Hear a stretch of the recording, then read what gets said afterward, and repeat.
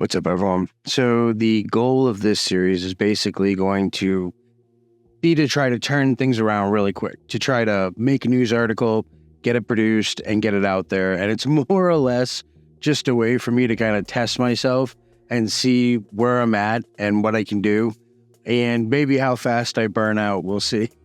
I'm going to try not to, but I'm going to do this as an experiment. It might not be a permanent thing. If it does turn into a permanent thing, then I'll probably monetize it on my actual site, sambent.com, and put a subscription fee on there instead of doing memberships on YouTube. Why? Mainly because YouTube censors a ton of stuff. Like, I don't want to get to a point where I can't talk about certain things.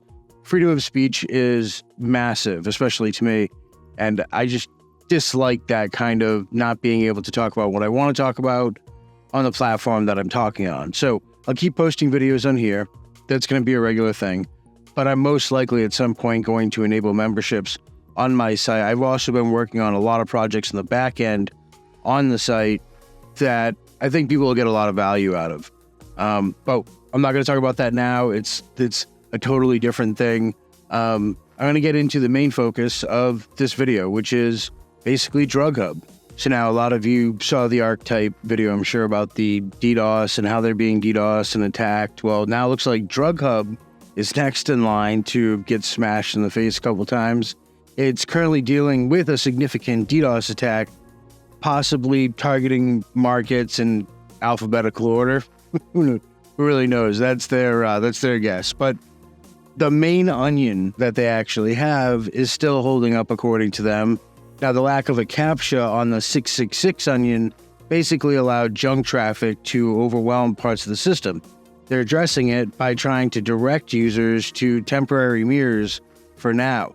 I gave their temporary mirror thing a test, and it worked, unlike archetypes, which didn't work, which apparently they've went ahead and fixed that now. But as you can see here, the main site is functional, and it displays a message basically about mirrors.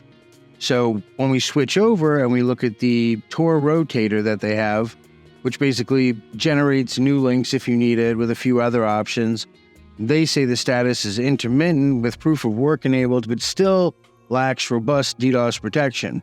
I had no issue with this. It worked really well for me, and I thought it was an extremely cool feature. In addition to that, they had a listing for private mirrors.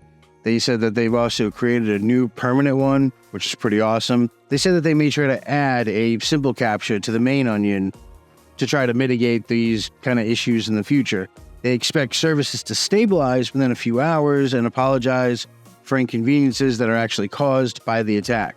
Now, these kind of attacks show that, as always, darknet markets for the last couple of years have dealt with DDoSs that are much, much worse, in some cases taking down the majority of sites that are out there. There's a lot of darknet markets right now that are operating just fine, that have absolutely no issues whatsoever.